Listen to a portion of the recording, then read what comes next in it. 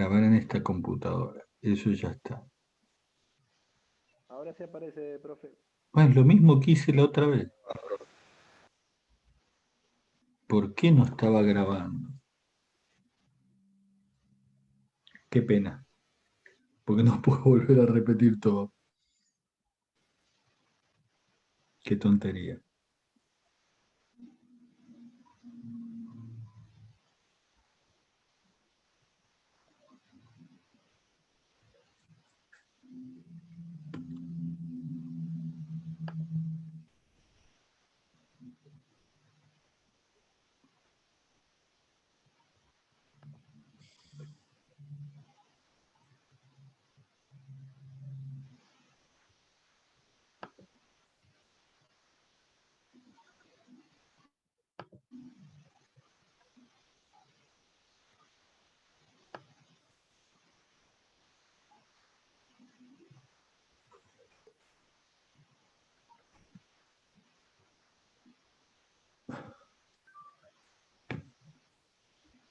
Otra de las cosas que necesitamos es inteligencia emocional.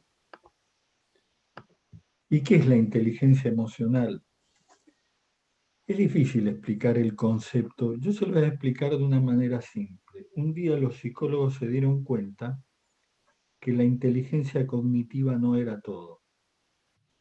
Y empezaron a descubrir que el ser humano tenía más que inteligencia cognitiva, o sea, eso es capaz de resolver grandes problemas complejos, temáticos o cosas así. Que había también una inteligencia que tenía que ver con lo social, una persona que lograba moverse en un medio social de una forma correcta y una forma que requiere mucha habilidad. Entonces empezó a denominar este tema como inteligencia emocional porque tenía mucho que ver con que los psicólogos asociaban eso a cómo ese ser manejaba sus emociones en relación a los demás. Lo que pasa es que mientras mayor es la responsabilidad a la que estamos sometidos, normalmente se necesita más inteligencia emocional. Y obviamente, mientras más gente, con más gente trabajamos, más requerimos de esta particularidad de la inteligencia humana. Los componentes de la inteligencia emocional son varios. El primero es el autoconocimiento. Es muy importante que la persona tenga un alto grado de conocimiento de sí mismo, de sus fuerzas, de sus límites, la confianza que tiene en sí mismo. Además, tiene que tener autorregulación. ¿Qué es autorregulación? Autorregulación es saberse controlar. No solo controlar las emociones que pueden ser perjudiciales, sino también ser propenso a aceptar normas de honestidad, de integridad, ser escrupuloso, adaptarse, tener flexibilidad y también ser innovativo. Luego, tiene que ser una persona con motivación. ¿Por qué? Porque al líder nadie lo motiva. El líder tiene que ser automotivado. La gente espera que el líder lo motive, pero al líder no lo motiva a nadie. Entonces, tiene que tener ese fuego interior que en condiciones adversas, sepa automotivarse y sepa seguir adelante, aunque todo el mundo le diga, vas por el camino que no corresponde, y el tener ese convencimiento y motivarse, y por eso a veces logra esos resultados que son de excelencia. Y después quizás lo más importante de la inteligencia emocional, que es la empatía. ¿Qué es la empatía? Poder colocarse en los zapatos de los demás. Y esto es muy, muy importante. Primero porque cuando me coloco en los zapatos de los demás, logro entenderlos y así sé qué es lo que mejor pueden hacer.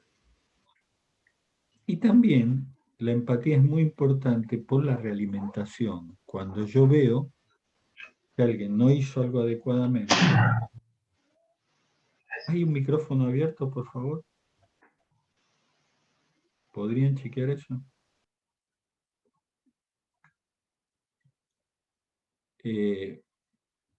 Cuando uno tiene que realimentar a los demás, supónganse que alguien cometió un error muy grave y eso nos trajo problemas, uno puede, digamos, ser duro con alguien y esa persona entender la cosa y al otro día estar bien.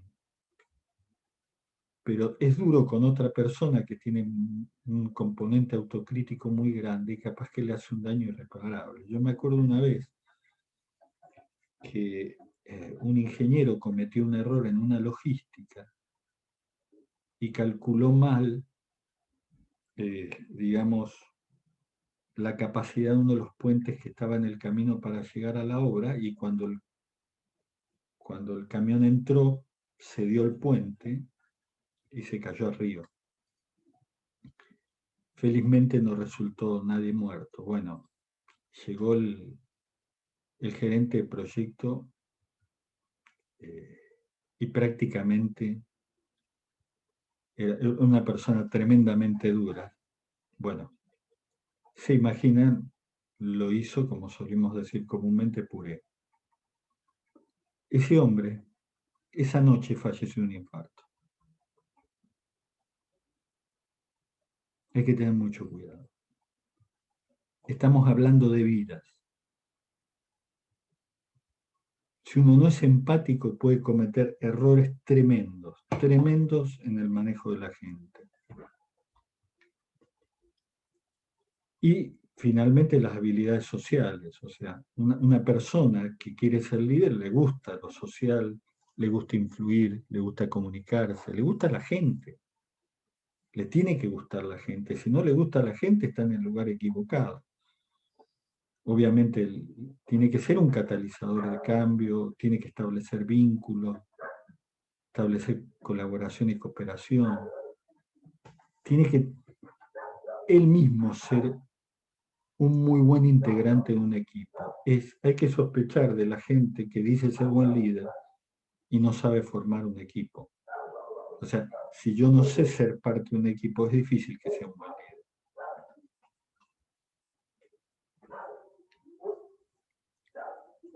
Por lo tanto, el líder necesita muchos estilos. No puede conformarse con un solo estilo. Tiene que tener un estilo de acuerdo a cada situación, de acuerdo a cada circunstancia. Y como dijimos, el líder necesita automotivarse. Y esto, cuando lo profundizamos un poco, tiene mucho que ver con ciertas condiciones que ha tenido el individuo. Por ejemplo, hay estudios que reflejan que tener un determinado tipo de madre o ausencia de padre pueden aumentar la probabilidad de ser líder, pero también puede aumentar la probabilidad de que caigamos en una depresión, en la delincuencia juvenil o en la psicosis. ¿Me entienden? Qué delicado que es este equilibrio. A veces una cuestión que ha sido fundamental para formar un buen líder puede ser altamente negativa para esa persona y la puede destruir. Es importante que hablemos un segundo de la psicosis. La psicosis es digamos, una patología psicológica que se considera que está originada en la falta, eh, en la falta de un significado primal. Es la falta, digamos, del sustento de un significante primal. Es decir, supónganse la palabra padre. Supónganse que haya un chico que nunca conoció a su padre. Obviamente, para armar el significado de esa palabra, lo va a tener que armar con imaginación, porque no tiene la figura de un padre ni en lo positivo ni en lo negativo, no la tiene, carece de ella. Entonces, ¿cómo arma el significado de esa palabra, ese significado que le da sustento a la palabra, si en realidad no conoce ese rol, no lo ha vivido, no ha estado con un padre, ¿no es cierto? Entonces, ¿qué hace? Desarrollar la imaginación, desarrollar la observación.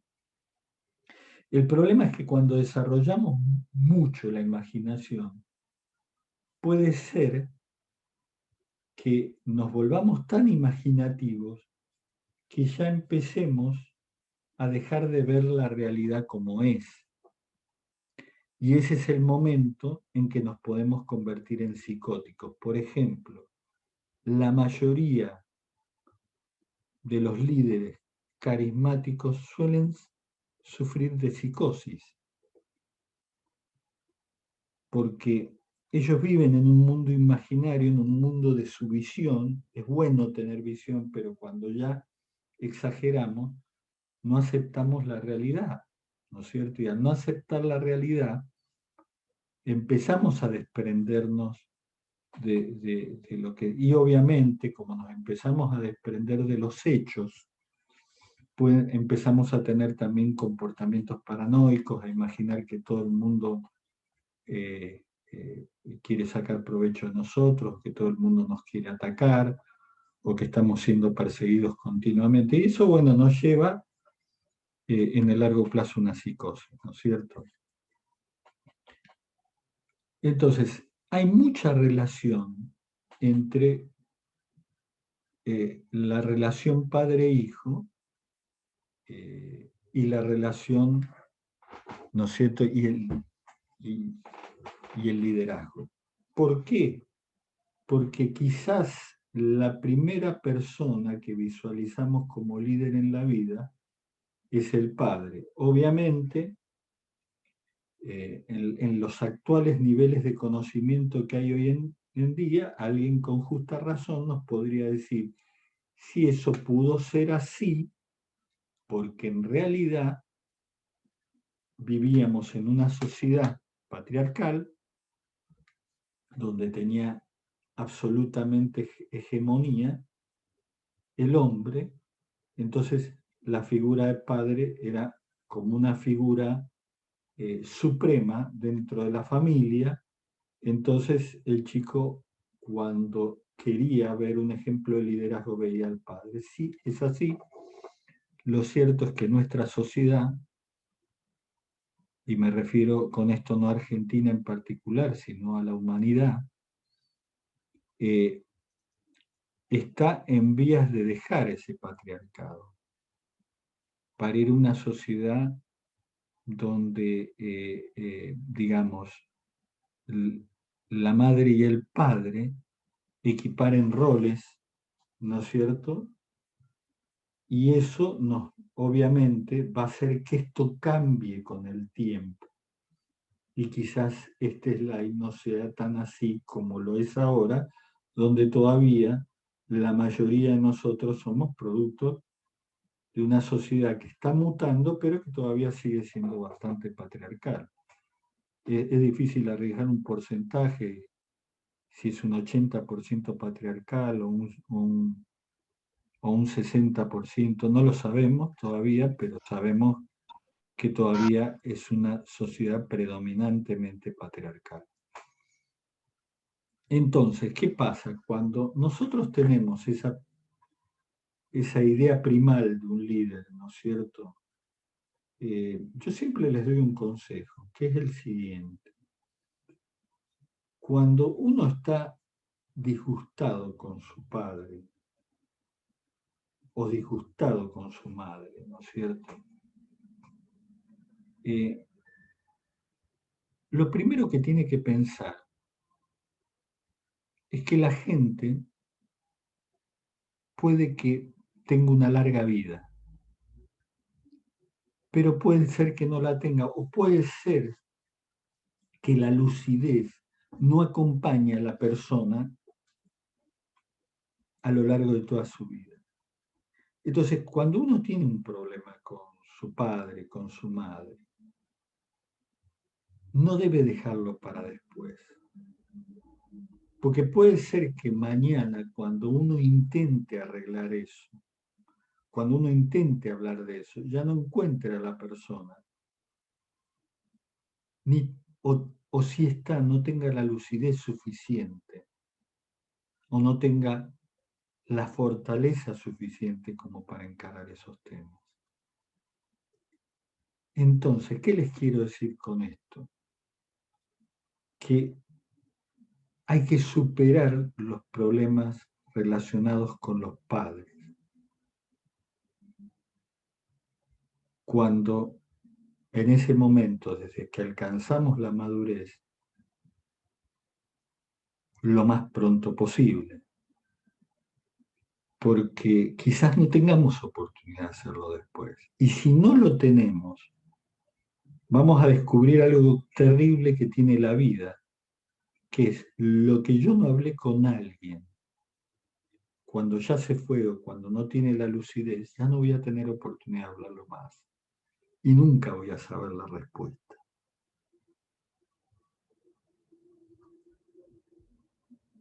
Y eso me va a dejar una huella que no voy a poder corregir. Por eso es que hay problemas asociados a la pérdida, al abandono o a la separación. ¿No es cierto? ¿Por qué? Porque a veces cuando la persona fallece o nos abandona o los matrimonios se separan en condiciones agresivas y no se puede mantener una relación con los dos. Entonces, eso nos lleva al temor a establecer vínculos profundos. ¿Por qué? A ver, ¿por qué voy a establecer un vínculo con una persona que se puede morir, que me puede abandonar, que se puede ir? Y ese miedo a establecer vínculos profundos, porque tenemos miedo a repetir esa experiencia dolorosa de ese abandono, de esa separación, de esa pérdida, quedará, ¿no es cierto?, al no expresarla, al no poder expresar ese sentimiento, va a quedar como una tensión interior y esa tensión puede llevarnos a la proyección y esa proyección a buscar figuras paternas en gente que puede utilizar esa ascendencia sobre nosotros en nuestro perjuicio. Cuando hay una tendencia a buscar líderes paternalistas, puede tener mucho que ver con esto. Entonces, estas son las cosas que quería explicarles porque tienen un alto grado de influencia con lo que hacemos en los equipos. ¿Cuáles son los mandamientos del liderazgo? Bueno, la ética, la habilidad para tomar decisiones, foco y claridad, aspiraciones, habilidad para comunicarse, habilidad para conocer a la gente, habilidad para enseñar, confianza en sí mismo, adaptabilidad, encanto. Genial. También, fíjense, todas estas cualidades que ayudan a ser líderes y que están en la bibliografía, fíjense, ¿qué hay en la punta de esa flecha? ¿Quién quiere responder? Empatía. ¿Y por qué, ¿y por qué te parece que está la empatía ahí?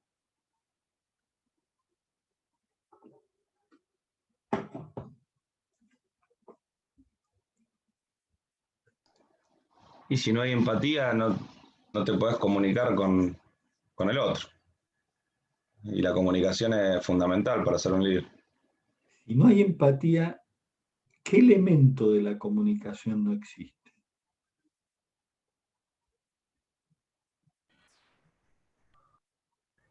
Yo Hay un creo que si elemento no de hay la empatía, comunicación, perdón.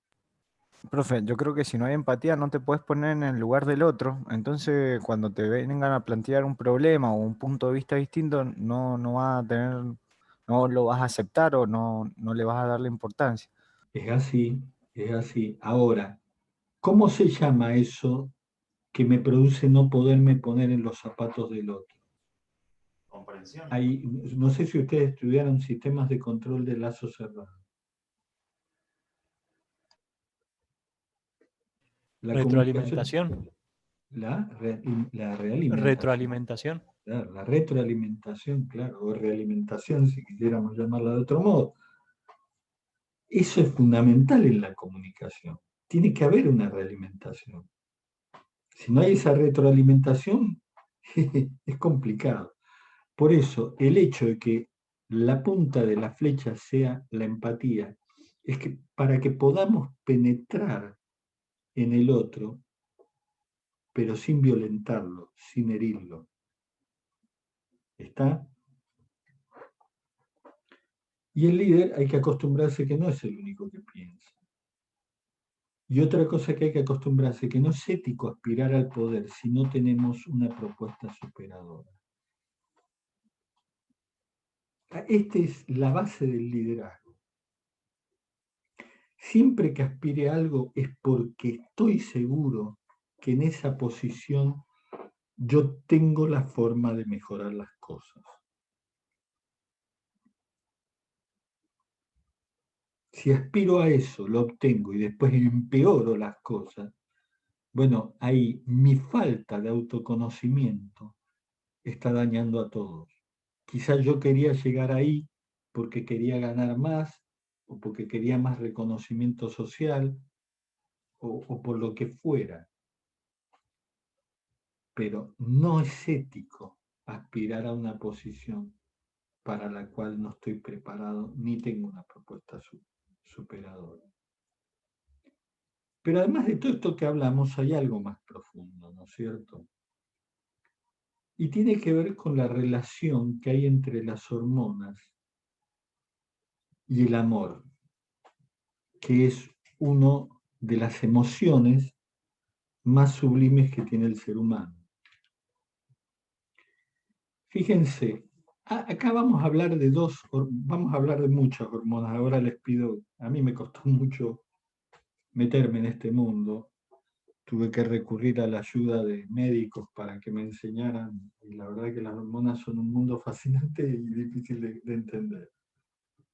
Por ejemplo, en la función maternal nos enseña mucho acerca de cómo es el ser humano. Por ejemplo, la madre produce mucha adrenalina al momento del parto. ¿Por qué? Porque la adrenalina es energía y eso le da a ella energía y energía al bebé que tiene que pasar por un momento terrible, porque tiene que pasar de un mundo ingrávido, estéril, etcétera, etcétera, a un mundo lleno de ruidos, de microbios, de ruidos, lo que se imagina. Entonces, la adrenalina lo que hace es básicamente darle esa energía al bebé y obtenerla a ella, y también a los dos hacer que los ojos, el bebé al momento de nacer pueda tener los ojos muy abiertos y las pupilas dilatadas. Y esto permite hacer un contacto visual con la madre y reconocerla. Pero a su vez, en el trabajo de parto, la mujer libera endorfinas. Las endorfinas son para que sufra menos, ¿no es cierto? Pero la endorfina en sí misma es un opiáceo. Y eso hace que cuando madre e hijo se vean a los ojos y se reconozcan, también generen un sentimiento de dependencia, porque los opiáceos no generan dependencia. O sea que el parto nos enseña muchas cosas, ¿no es cierto? Porque es una situación extrema.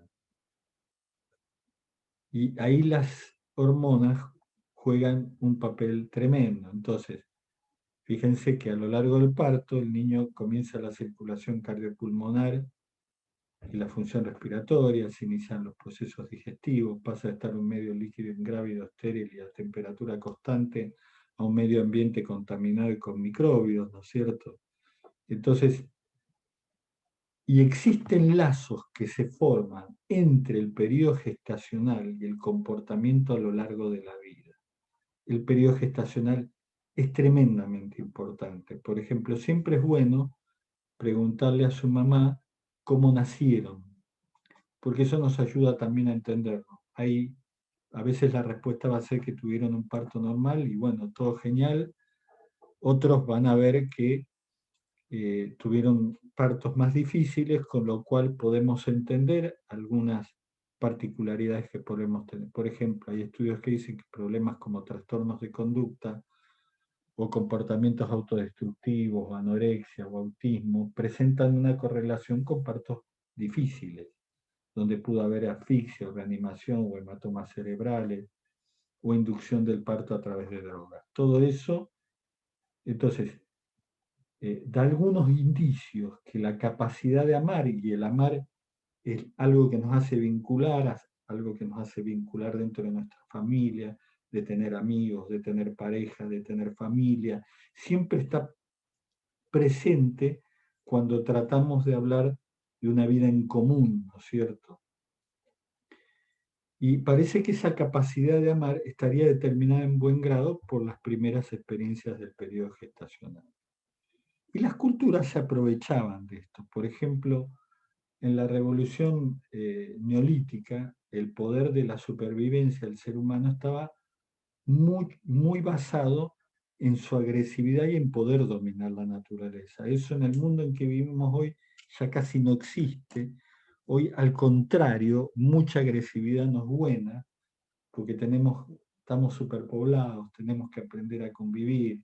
Hoy nos damos cuenta que los grandes logros los logramos colaborativamente, pero cuando mayor era la necesidad de desarrollar la agresión y la capacidad de destrucción, se incorporaban ciertos rituales durante el nacimiento. Por ejemplo, seccionar de inmediato el cordón, o fricciones, o baños fríos, o palmadas.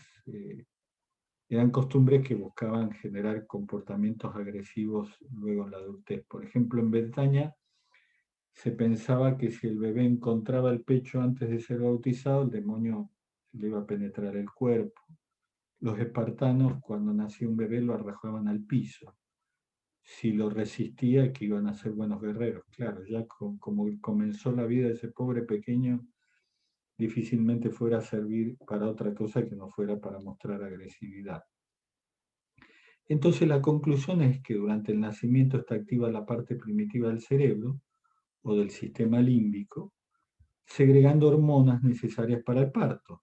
Por lo tanto, debe evitarse la estimulación del neocórtex, que es la estructura que piensa, para que la mujer actúe más instintivamente durante el parto y sea un proceso más natural, que lo que se trata de lograr hoy en día. Entonces, mientras más natural el parto, creemos que estamos generando individuos con condiciones mejores para la vida. Entonces, hay una larga tradición acerca de líderes motorizados por el amor, pero hay dos historias que a mí me gustan mucho, que son la de Maya y Buda hace 2500 años y la de María y Jesús hace 2000. En ambos casos, son dos historias con alumbramientos semejantes. Cuenta, digamos, la historia que la mamá de Buda, Maya, había ido a visitar a su familia antes de tener familia, entonces después volvía a su lugar, y cuando volvía a su lugar estaba embarazada, pidió descansar, y descansar en un lugar muy bonito, un bosque, y ella se fue a caminar por el bosque. Pero antes de lo que ella esperaba, le vino el trabajo de parto y lo tuvo a Buda en el bosque, en condiciones absolutamente naturales, sin intervención de nadie. Bueno, todos los que conocemos la historia de María Jesús fue más o menos así, que llega José a Belén, no tenían hospedaje, le dan un pesebre, él sale a buscar una partera, como cuentan los protoevangelios, y en el instante que sale a buscar la partera, ella tiene familia rodeada de los animales que estaban en el pesebre, en un ambiente absolutamente natural, totalmente sola, y estos líderes obviamente siguen vivos, aún habiendo pasado milenios, y justamente por una condición que era su condición de enseñarnos que el amor es la mejor base para cualquier sociedad, ¿cierto? Vamos a hacer ahora un resumen de todo lo que hemos visto y vamos a tratar de entender qué tienen que ver las hormonas y el liderazgo. La oxitocina, que es una hormona que segrega la madre, o sea, las concentraciones de oxitocina del parto son tremendas. ¿Por qué? Porque promueve la contracción del útero, y segundo, porque también estimula el reflejo de empezar la producción de leche. Entonces, obviamente, la oxitocina hoy es conocida un poco como la hormona del altruismo. Y una de las cosas extrañas de la oxitocina, que se produce la oxitocina por inducción social. Es decir, si nosotros somos reconocidos por alguien y amados por alguien, producimos más oxitocina. Después está la adrenalina, que ya hemos explicado, que es energía, tensión, dilatación del tiempo, estimulación sensorial, es lo que nos hace funcionar muy bien en condiciones muy adversas, sobre todo ante amenazas. Después están las endorfinas, que provocan dependencia y mejoran la comunicación, y también hacen que situaciones dolorosas pasen mejor. Después tenemos la serotonina, que es la hormona llamada del liderazgo. Se han hecho estudios en manadas de monos, ¿no es cierto?, donde cuando un mono es líder, tiene altos niveles de serotonina, porque la serotonina se produce por inducción social también. Entonces, cuando tiene el reconocimiento de los demás, tiene la serotonina muy alta. Si deja de ser el líder, se produce el derrumbe de la serotonina. Y después está la testosterona, que es la que nos ayuda a tener mayor propensión al riesgo. No sé si alguno de ustedes juega al rugby. ¿Hay alguien que juegue al rugby acá?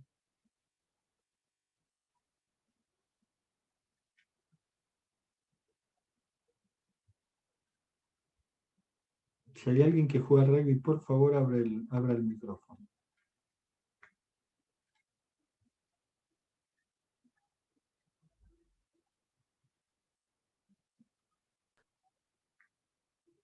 Nadie. Parece que somos todos futboleros, profe. ¿Sí? Bueno, ¿alguien me puede decir cuál es uno de los equipos más famosos, de las selecciones más famosas del mundo, la primera que le viene a la memoria? Y los All Black. Nueva Zelanda. Los All Blacks. ¿Qué hacen los All Blacks cuando empieza un partido? El jaca. El famoso jaca. Exacto. ¿En qué se caracteriza el haka? Yo tenía un amigo que era Puma, que lamentablemente falleció y que me decía, cuando hacían el haka temblaba el estadio. Temblaba, viste, el césped, el piso. Ustedes vieron, una de las características del haka es ponerse una posición medio de cuclilla. ¿Y qué hacen con los pies? Patean fuertemente el piso. ¿Saben por qué? Porque eso hace que los testículos produzcan más testosterona. Entonces, eso les da coraje.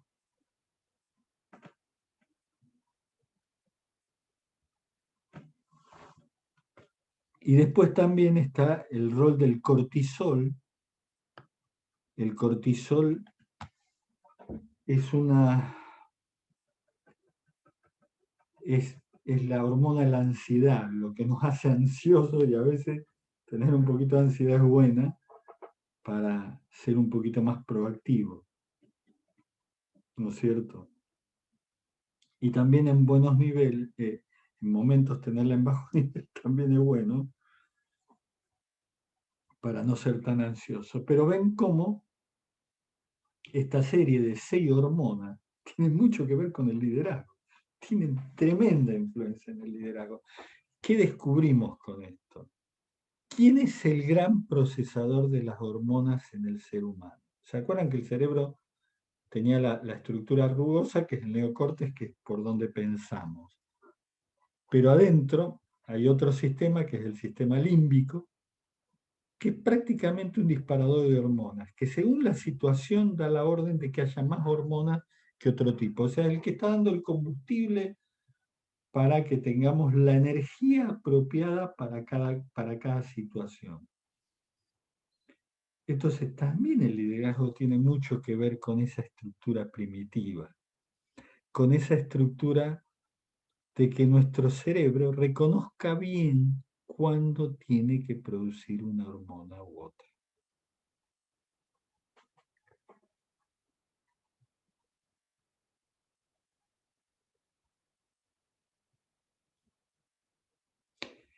Obviamente, hay mucha bibliografía que les va a hablar de que los mejores líderes son los líderes motorizados por su ego.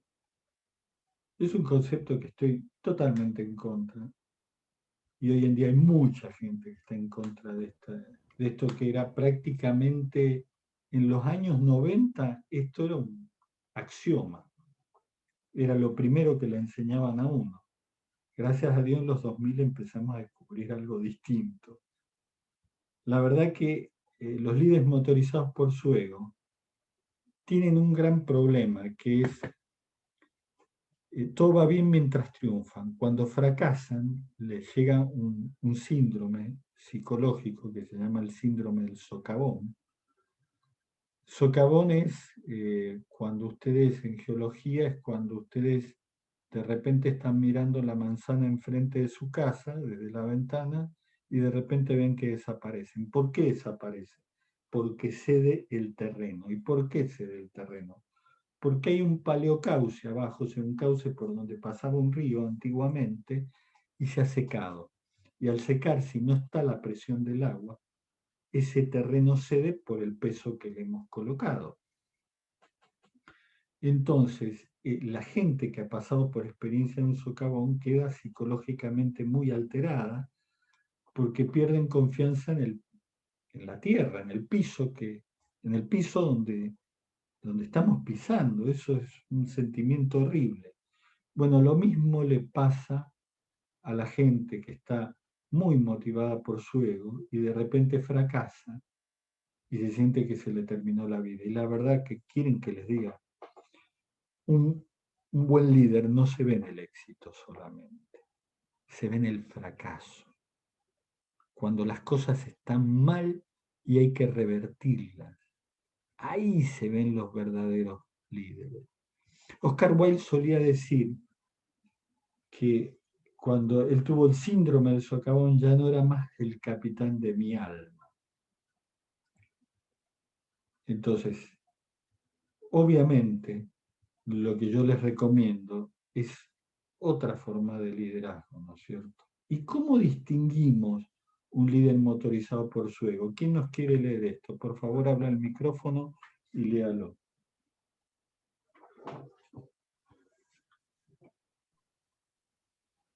Dicen, solo lo satisfacen sus logros, está preocupado por los símbolos de poder, se dejan atrapar por la búsqueda descontrolada de expansión, son propensos a tener una considerada límite. Perdón. Son propensos a tener una consideración limitada por la integridad, tienen aptitudes limitadas para el trato con los colaboradores, son capaces, suelen tener una ira volcánica, están anormalmente atareados. Perdón. ¿Se dan cuenta cómo se distingue? Ustedes deben haber conocido gente así, seguramente.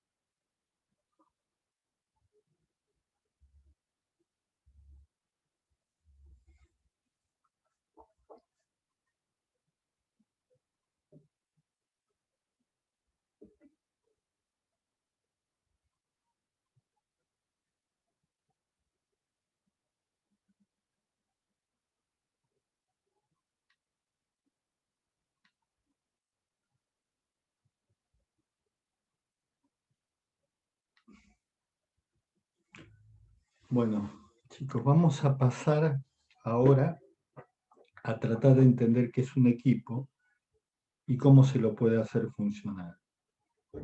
Grupo es una asociación natural de seres humanos, pero equipo es un grupo de alta madurez con especialización y diferenciación y que constituye un fenómeno consciente en la organización. Está para que hagan proyectos, para cumplir funciones precisas, generar soluciones alternativas. Es una forma de coordinar las habilidades de crear acuerdos y organizar el conocimiento para lograr elevar la velocidad de respuesta, aumentar el potencial de resolución de problemas y asegurar la calidad de los resultados. ¿Por qué un equipo? Porque ninguno de nosotros es tan inteligente como todos nosotros.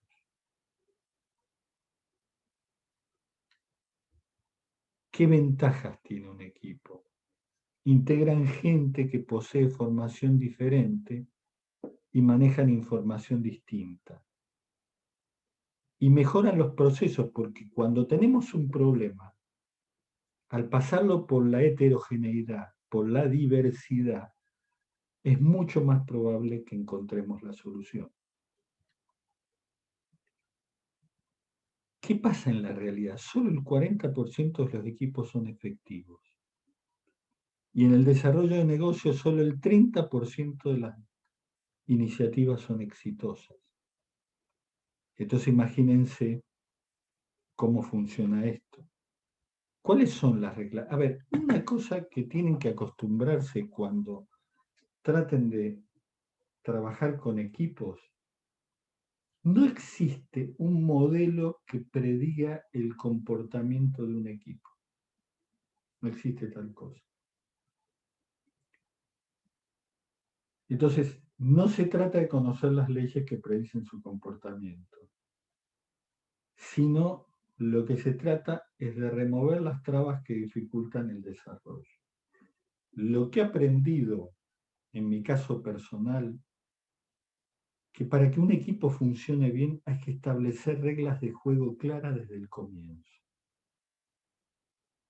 Y lo que vamos a tratar de ver cuáles son esas reglas claras de juego para que haya un buen trabajo en equipo. La primera, obviamente, es la autonomía.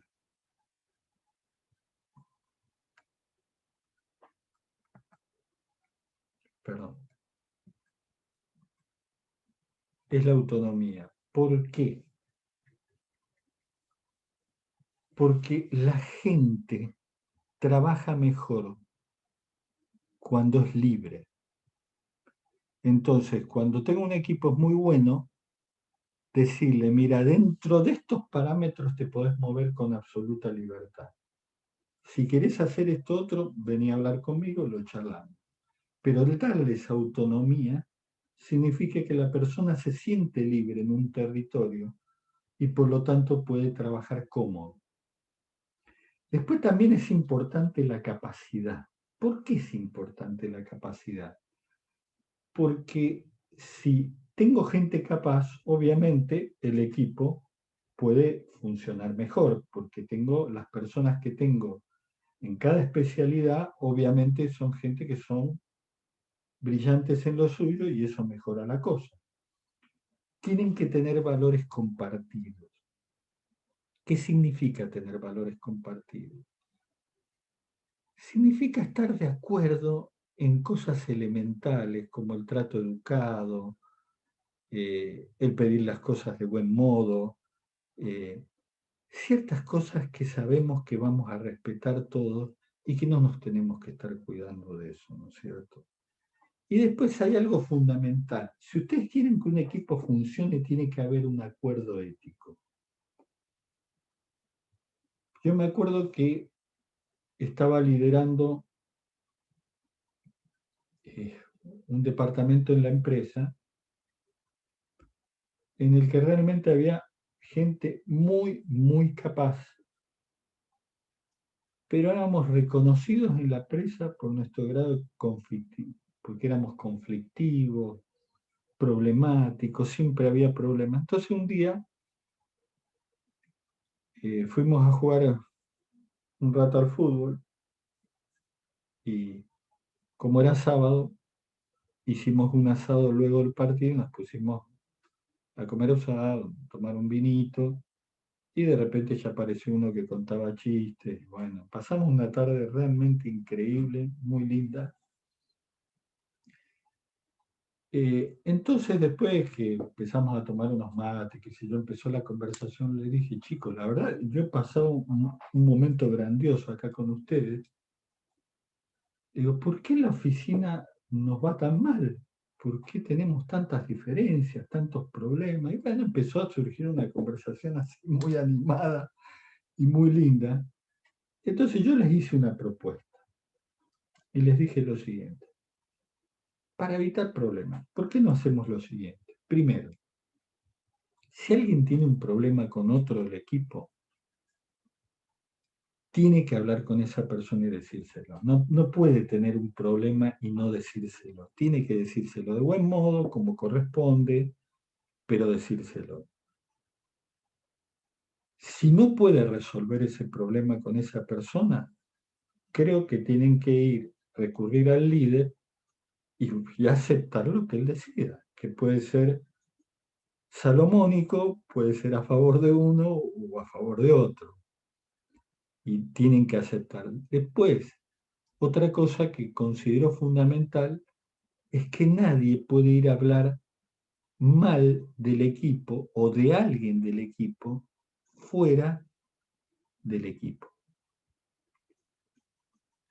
Si a alguien no le gusta algo, no lo puede comentar afuera, lo tiene que comentar adentro.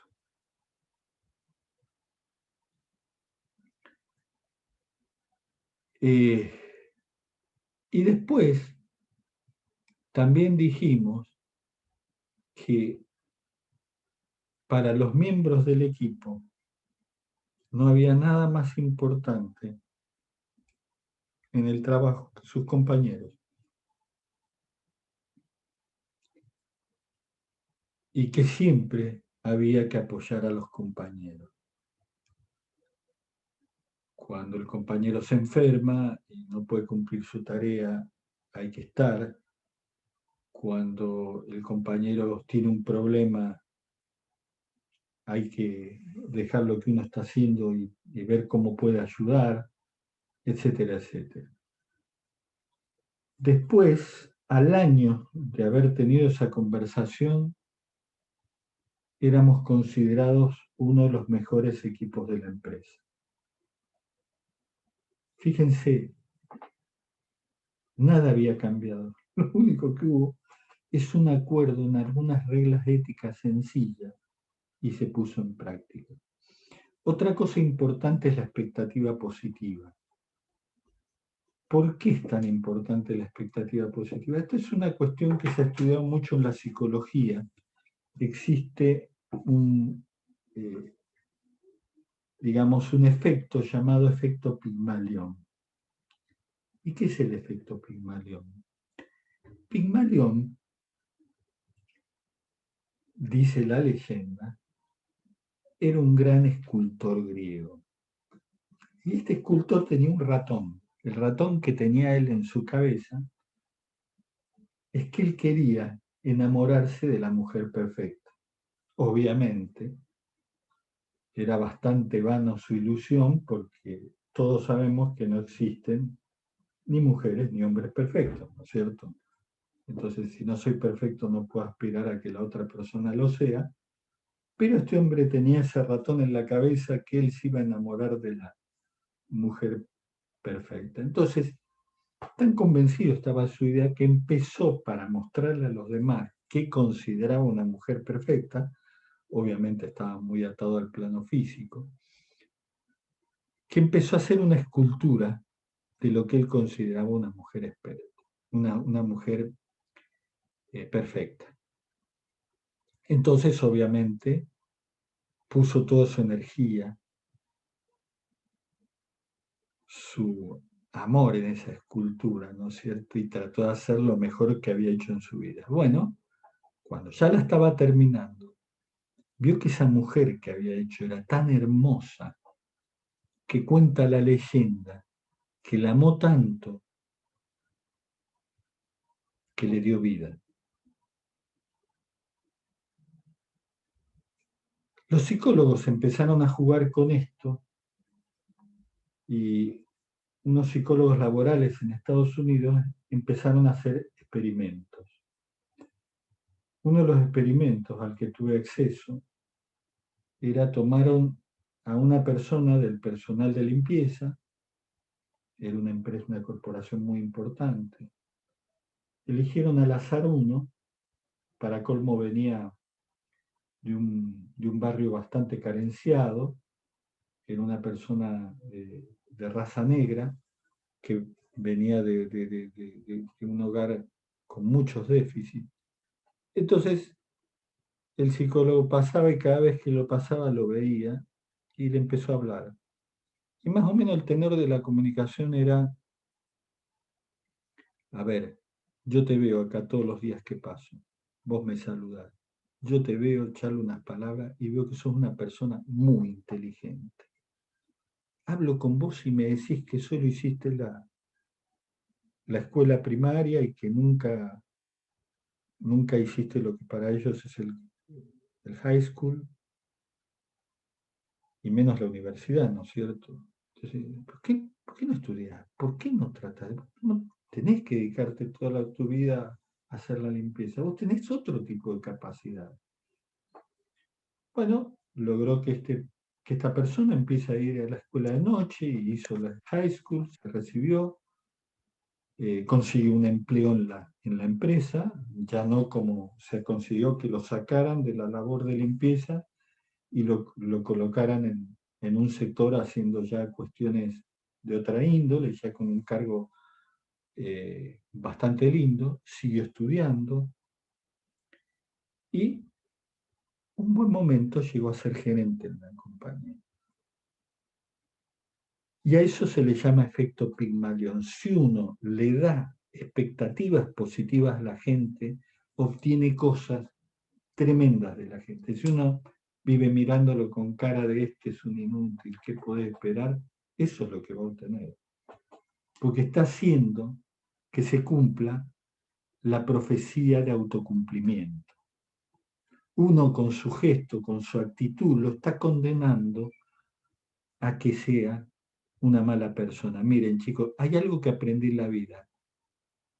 Si nosotros pensamos mal de alguien y esa persona en ese particular es débil, vamos a conseguir que lo haga.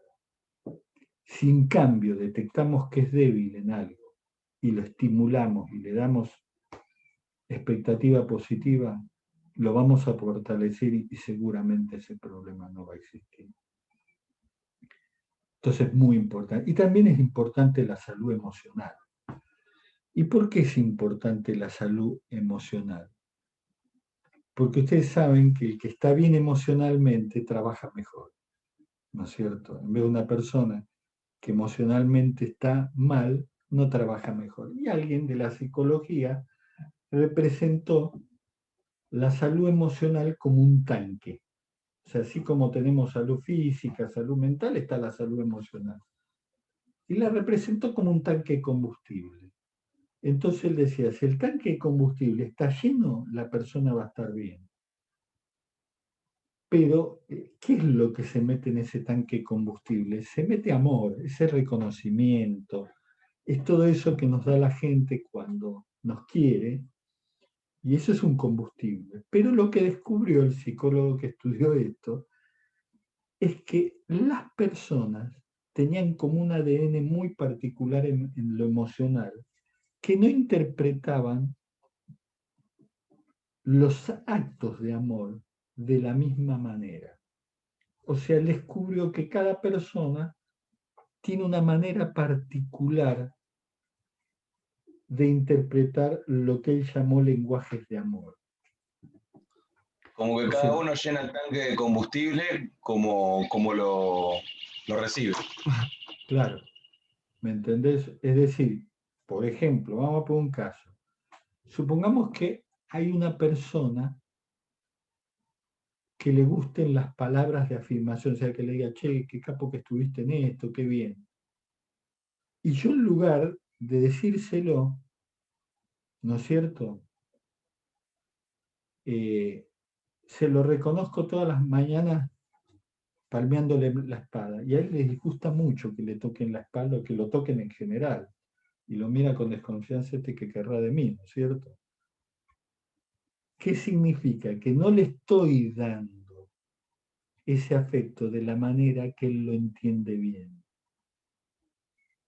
¿Cuáles son los lenguajes de amor? Las palabras, un acto de servicio, por ejemplo, ayudarlo en algo, puede ser el contacto físico, el abrazo, la palmada, como decíamos de él, como decíamos, la confianza, el tiempo de calidad.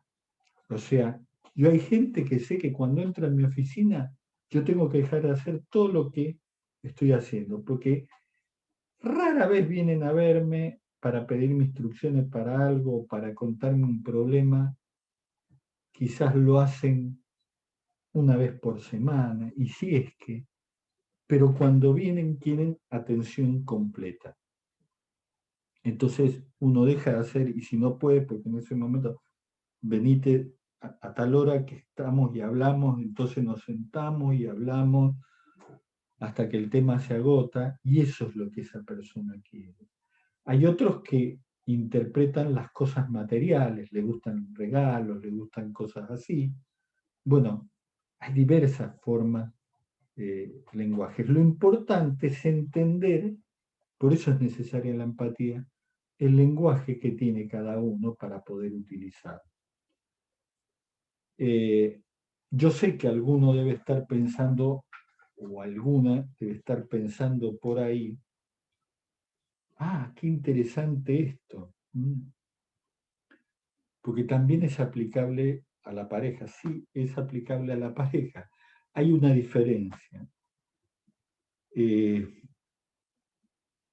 el trabajo yo puedo entender cómo alguien le gusta recibir el afecto, y aunque esa no sea mi forma natural de darle el afecto, como estoy unas horas en el trabajo, puedo forzarme a actuar de esa manera.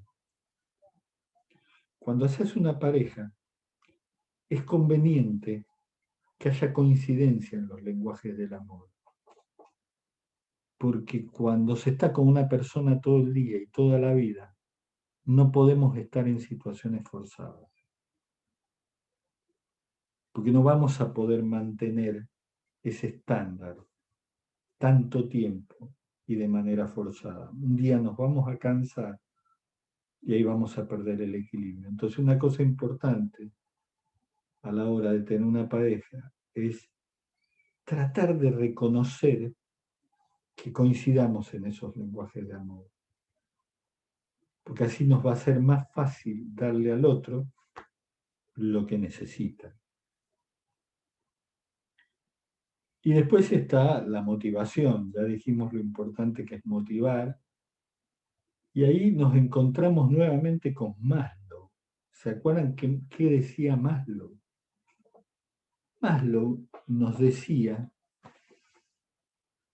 hacía una pirámide, ¿se acuerdan que lo vimos en el primer capítulo? Y primero intentamos satisfacer las necesidades más básicas, y a medida que las tenemos satisfechas, ya no son un factor de motivación. Necesitamos pasar al otro nivel, y cuando ya estamos satisfechos en ese nivel, ya no nos motiva más y pasamos al siguiente, etcétera, etcétera.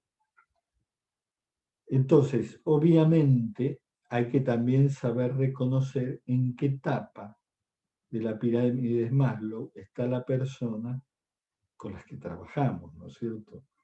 Para saber motivar utilizando el nivel más apropiado. Acá hay algunas cosas que pido que alguien abra el micrófono, porque esto es el resultado de una encuesta fantástica que se hizo, y fueron las conclusiones que llegaron después de preguntarle a muchísima gente qué lo motivaba. Estas son las conclusiones. ¿Quién las quiere leer?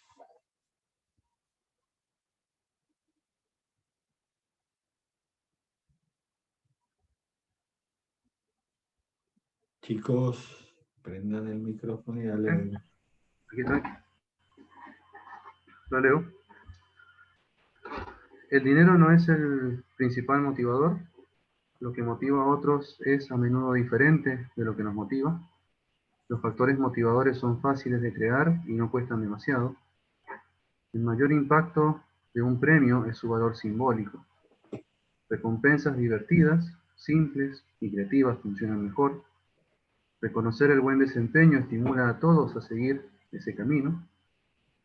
Toma menor esfuerzo sostener los desempeños y comportamientos correctos que crearlo. No se le da importancia a la motivación hasta que ésta se pierde. Mientras más se ayude a los colaboradores a desarrollar competencias apetecidas en el mercado laboral, mayor será la fidelidad. El sentido común nos dice que los resultados dependerán de la forma en que se recompense, pero rara vez esto se aplica. ¿Quedó claro, chicos?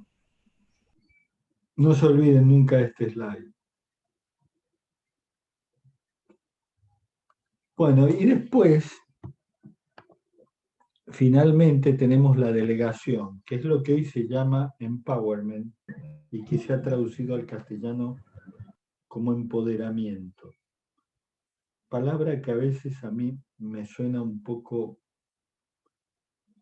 se ve como agresiva porque tiene, a ver, delegar es darle al otro el poder para resolver problemas y también que en esa resolución de problemas aprenda a ser líder de alguna manera. Hoy por ahí me da la impresión que estamos entendiendo mucho el empoderar como tomar poder por el poder en sí mismo. Y no es así. La verdadera palabra empowerment es permitirle al colaborador que a través de la delegación, de darle mayores responsabilidades porque se entrene, para que se entrene para cuando él tenga el poder. Porque acuérdense que tenemos que ser líderes y mentores. Eso lo habíamos aprendido en la primera parte de organización. Y como somos líderes y mentores, tenemos que preparar a la gente para liderazgo. Y después de haber visto toda esta ruedita, entendimos las reglas del juego. Esto es lo que tenemos que generar en un equipo. Y después esperar que los resultados se den. Y así vamos a tener un equipo de alto desempeño, que tiene un propósito, tiene roles, existe comunicación, se entienden los procesos y hay una confianza mutua. El propósito es compartir un objetivo en común, o sea, tenemos que alinear los vectores, ¿no es cierto? Y esos vectores tienen que estar alineados con los objetivos de la organización. Los roles que hay en el equipo, nunca tenemos que armar equipos con toda gente parecida. Hay que buscar que ellos asuman naturalmente roles diferentes. Estos son los roles más populares, que son muy fáciles de entender: el cerebro, el impulsor, el implementador, el finalizador, el investigador de recursos, el que coordina, el que cohesiona. El que siempre está organizando asados, ¿no es cierto? Especialista, el motivador, el que evalúa, el que es más analista, ¿no es cierto? Entonces, fíjense, en la medida que yo tenga todas estas habilidades, voy a tener un equipo muy bueno. Obviamente que cuando hablamos de las primeras tres, que es el impulsor, implementador, finalizador, que es cuestiones energéticas, son de acción. Después las de investigador de recursos, coordinador, cohesionador son las más de relación, las más sociales. Y las demás reflexivas, que son las de especialistas, el tipo de las ideas, el creativo, ¿no es cierto?, el cerebro, y el que es más monitoreador, evaluador, autocrítico, ¿no es cierto?, etcétera, etcétera. Y estos tres perfiles, que son el de acción, el de relación y el reflexivo, son muy importantes. Rara vez se encuentra las tres cosas en un porcentaje, o sea, en una magnitud importante en la misma persona. Hay personas que son más de relación, más de acción o más de reflexión. Rara vez aparece gente que es bastante de acción, bastante bueno en la relación y quizá bastante bueno en la reflexión. Siempre hay una de las tres en que va a ser mejor. Eso no les quepa ninguna duda. Siempre hay una que predomina.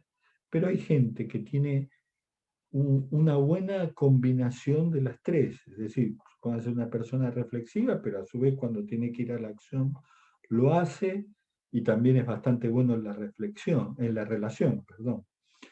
Se puede dar, sí, se puede dar, son raros los casos, son excelentes líderes cuando son así.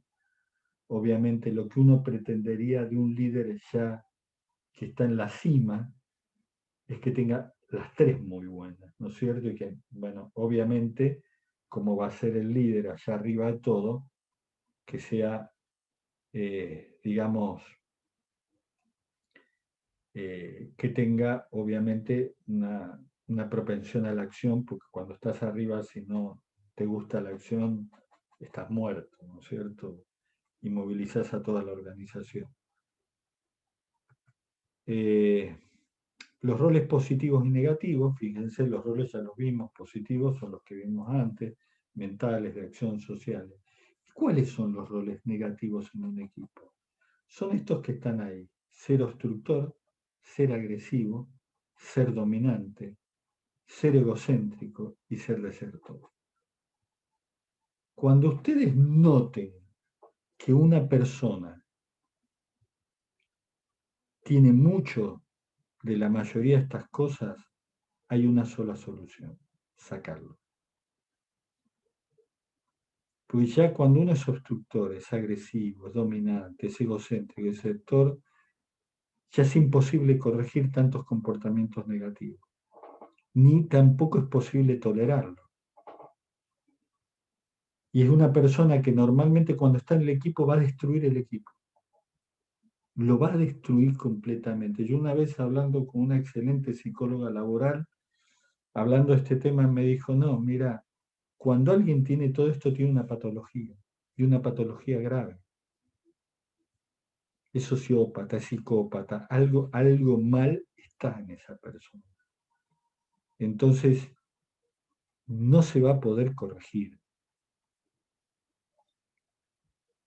Y estos son los raros casos en los que uno piensa en un despido. Dice, bueno, esta persona, si no lo saco, contamina todo, porque donde vaya va a ser un desastre. Típica persona que hace todo esto y después, claro, llega al poder, y cuando llega al poder, no sirve, hace todo mal. Llegó porque es obstructor, porque es agresivo, porque es dominante, porque es egocéntrico, y después, cuando la cosa no le guste, se va a desaparecer. Y se va a ir a la primera propuesta laboral que escuché por ahí. Y es importante aprender a comunicarnos, porque del 100% de lo que queremos decir expresamos del 60%. El receptor escucha el 40% y asimila el 20%.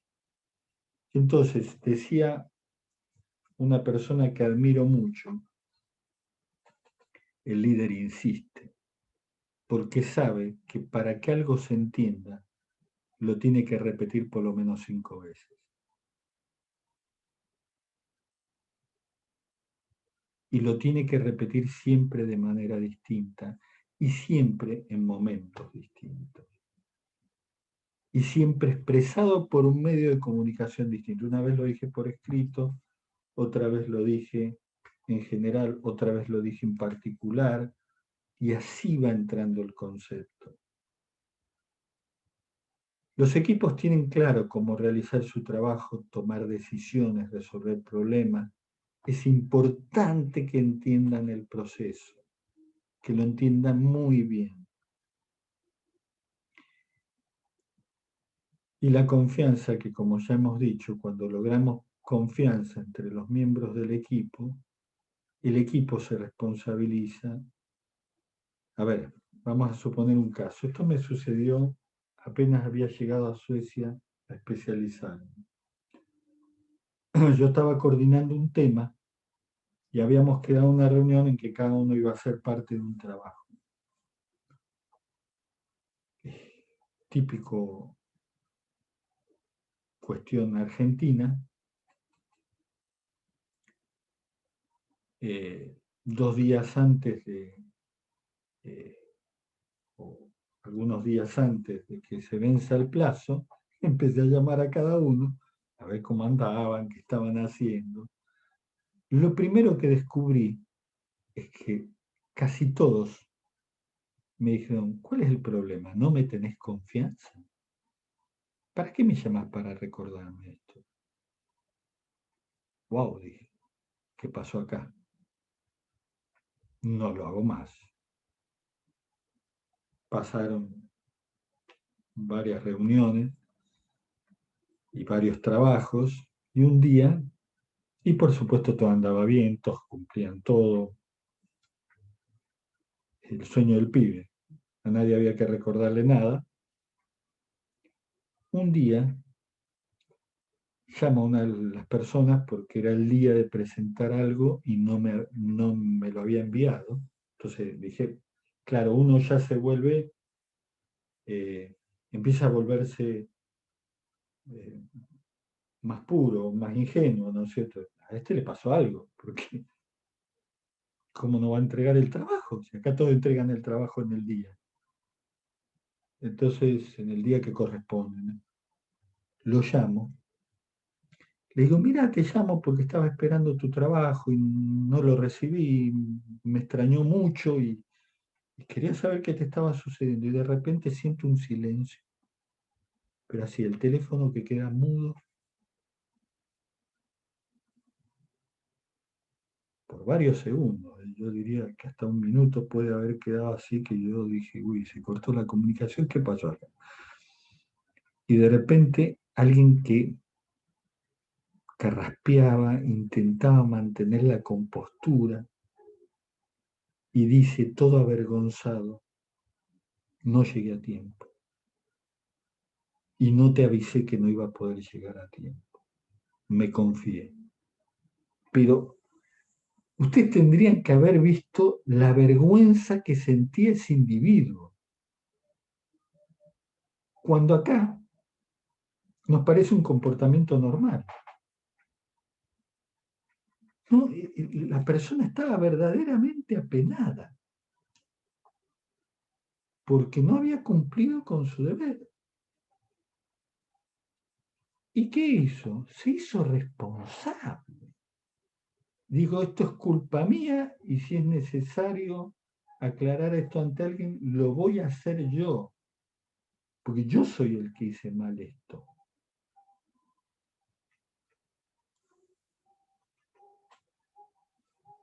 ¿Qué quieren opinar de esta anécdota? Real, por cierto.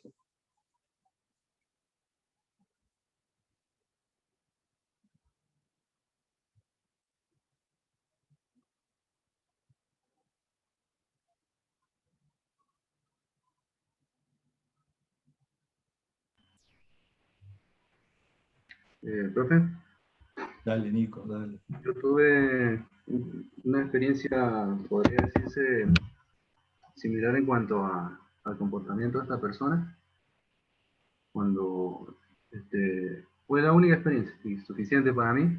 Yo trabajaba en una empresa de mantenimiento y teníamos una rutina bastante bien marcada, bien optimizada, por así decirlo. Había ido por otra actividad realmente y cuando ingreso a un sitio inspecciono todo y salteo un equipo que siempre me daba el ok y bueno, yo en ese momento entré y no observé. Después me llaman por teléfono y supuestamente falló ese equipo. Un cliente quedó fuera de servicio, un equipo de comunicación. Y cuando hago toda la inspección y el supervisor que me llama me dice, bueno, ¿chequeaste tal equipo? Y bueno, en ese momento dije, no lo hice. Y realmente, bueno, fue tremendamente el peso que sentí en los hombros y de decir realmente no lo pude tener en cuenta, no lo tuve en cuenta y la verdad que le dije, yo me hago responsable si esto realmente ha provocado una pérdida importante en la comunicación. Estamos hablando de bancos, empresas importantes. Entonces yo sentí de que realmente iba a ser muy severo la responsabilidad, pero la verdad que es una experiencia que a uno lo marca, no es agradable por supuesto, pero a mí en mi caso me enseñó bastante. Aprendí mucho a prestar atención, aún de lo más obvio, y y a no estar tan confiado a veces de la respuesta, especialmente en este caso se trata de equipamiento, ¿no? Pero uno lo puede trasladar a capital humano, a seres humanos, en una compañía, ¿no? La verdad que es una anécdota fuerte, yo diría. Sí, sí, muy fuerte.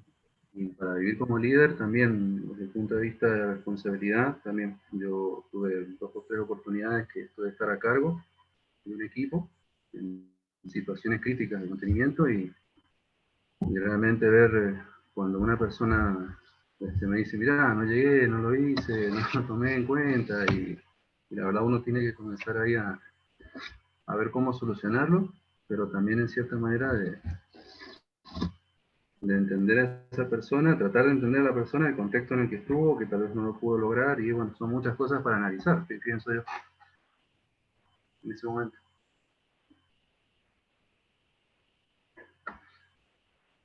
Pregunto una cosa, Nico. ¿Cuál es el comportamiento normal o más frecuente que vos notás en nuestra sociedad?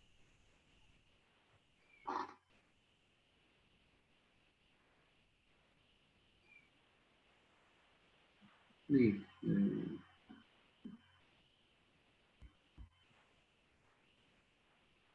a veces denoto que la persona, o sea, yo por ahí he visto como que no hay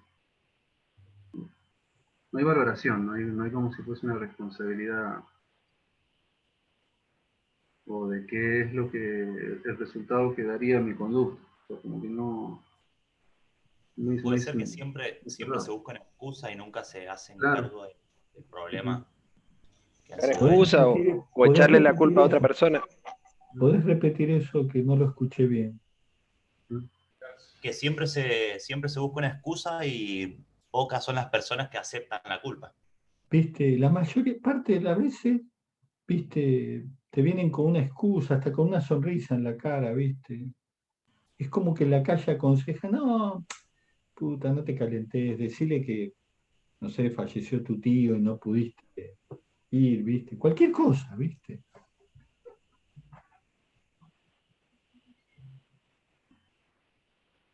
Sí, Eso el no caso, el ejemplo saben, que yo tuve del equipo este que se apagó, por ejemplo, en varias ocasiones pasó a otros compañeros míos y me contaron, después me decían, pero ¿por qué dijiste eso? Si podría haber dicho que la batería falló y ya está, si escuchame, están los equipos mal, no nos dan repuesto, o tenemos que atar las cosas con alambre, tenías un montón de excusas, me decían.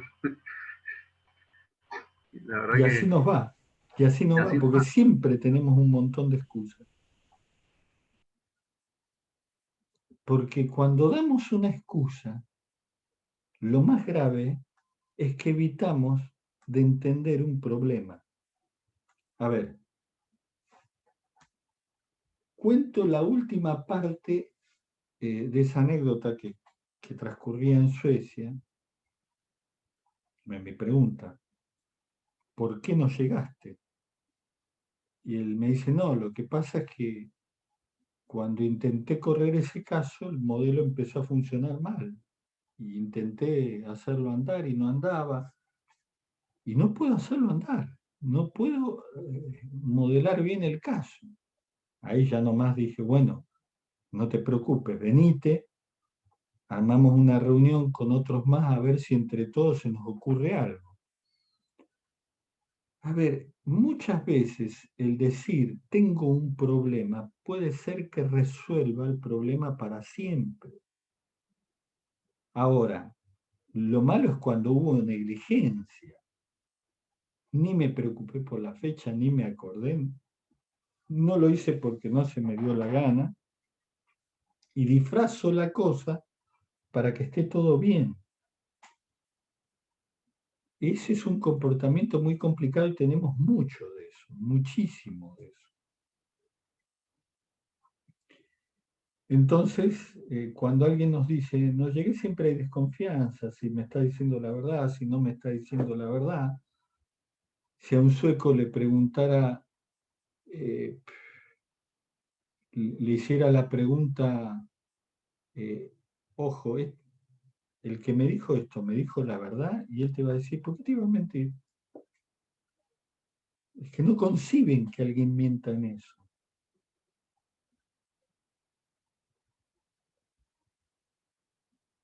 Obviamente cuando vino el muchacho este y trajo su modelo, ¡bah!, se había parado en un flor de problema.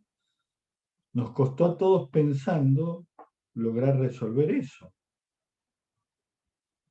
También podría haber sido que el problema no hubiera sido ese, hubiera sido que tuvo un problema, no sé, con su señora o con un hijo, y lo hubiéramos entendido y lo hubiéramos ayudado. Lo único que yo le dije, cuando tenga un problema, avisa a tiempo. Él se había confiado en que lo iba a resolver, estaba muy acostumbrado a que él podía resolver las cosas siempre, y le daba vergüenza pedir ayuda. Pero sí, cuando uno tiene un problema también tiene que aprender a ser un poco más humilde y pedir ayuda.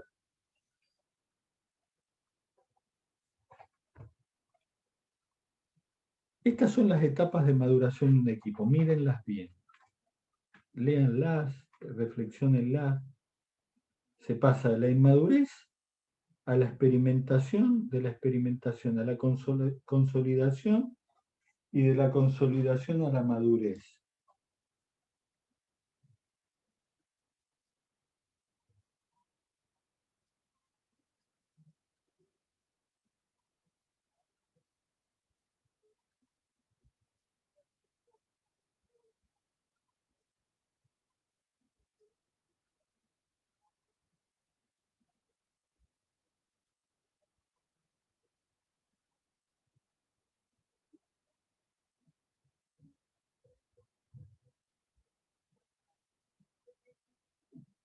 ¿Las entienden?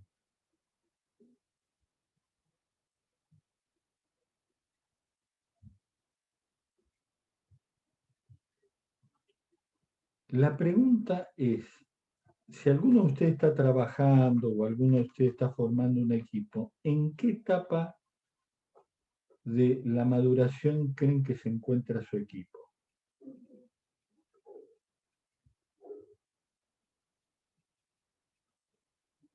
¿Es un equipo inmaduro? ¿Es un equipo que está en experimentación, que está en consolidación o en madurez?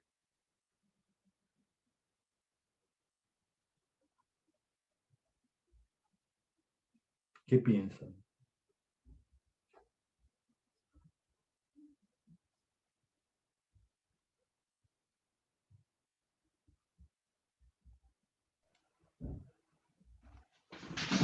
Yo creo que estamos en un grupo, yo trabajo en una empresa de mantenimiento y creo que por la corta experiencia que tenemos, porque hace 3 años que nos conocemos con los chicos, creo que estaríamos todavía en la consolidación, dando ahí un margen para... Si están al tercer año en consolidación, van bien. Sí, porque imagino de que un grupo de trabajo puede durar hasta 10 años, tal vez, y más. Lo normal, o sea, si hay buen liderazgo, en 3 años podés llegar a la maduración. Claro. Pero ojo, hay equipos que ni en 1000 años llegan a la maduración. No. Creo que vamos en el buen camino, pero nos falta un poco más. Está bueno eso, me gustó esa opinión. Después está el caso de los equipos autodirigidos, que son gente que ya tiene mucha experiencia, digamos, en trabajar en equipo, y se juntan y no se pone líder, porque como son toda gente muy acostumbrada a eso, trabajan en conjunto. Normalmente alternan el liderazgo, a veces están sin liderazgo. Son muy útiles para resolver problemas crónicos en las organizaciones y problemas muy complejos. La verdad que la última vez que trabajé en un equipo autodirigido, resolvimos un problema de la empresa terrible y que todos nos decían, esto no lo van a poder resolver, y yo pedí permiso para utilizar esta técnica y se logró resolver. Acá hay algunos ejemplos de casos que se han resuelto de esta manera. Y como decía Sábato, lo peor es el vértigo, porque en el vértigo no se dan frutos ni se florecen. Lo propio del vértigo es el miedo. El hombre adquiere un comportamiento de autómata, ya no es responsable, ya no es libre, ni reconoce a los demás. Por eso les digo, chicos, el trabajo hay que imprimirle ritmo, pero no vértigo, porque en el vértigo destruyen a la gente. Y un equipo tiene por objetivo la sinergia. O sea, si tenemos todo un equipo hecho en la homogeneidad y tenemos 1 más 1 más 1 más 1, el resultado va a ser 1. Si hay heterogeneidad pero está mal conducida, el 1 más 1 va a dar 0. Y si hay heterogeneidad y es bien conducida, ahí aparece la sinergia, que es cuando el 1 más 1 es igual a 3.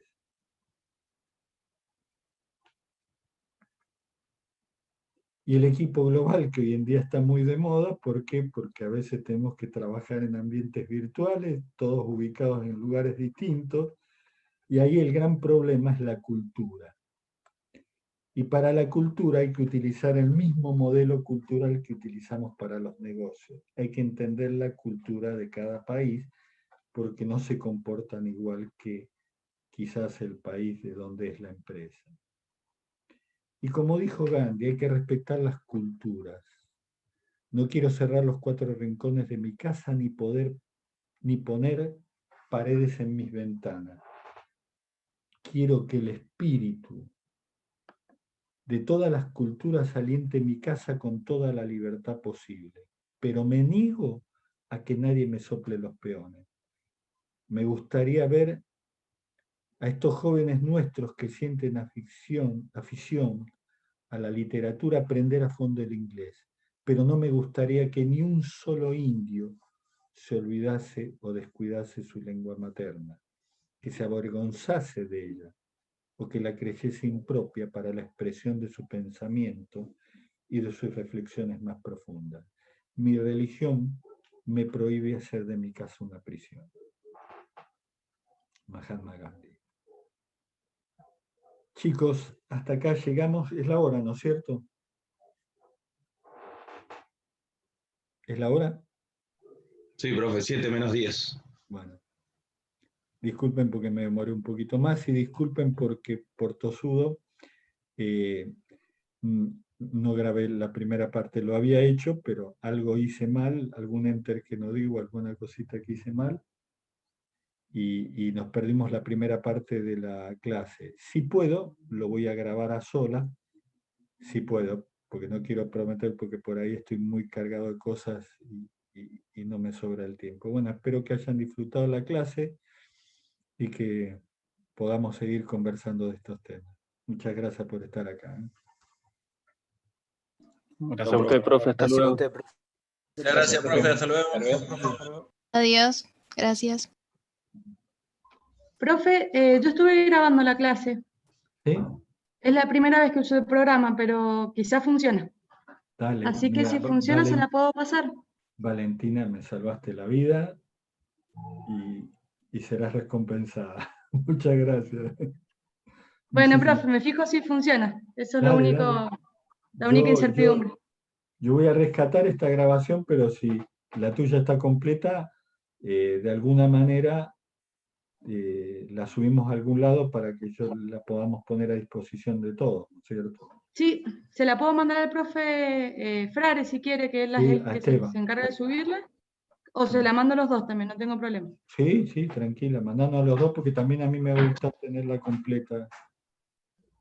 En los Perfecto. ratos libres me siento a ver mis propias grabaciones. No, no es cierto.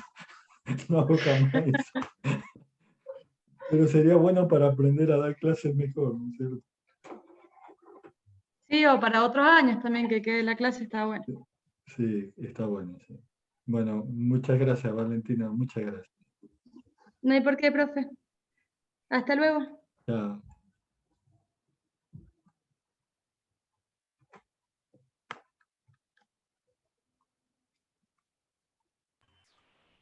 Hasta luego, profe. Buenas tardes. Chao. Chao, profe, gracias. Nos Chao, vemos. gracias a ustedes.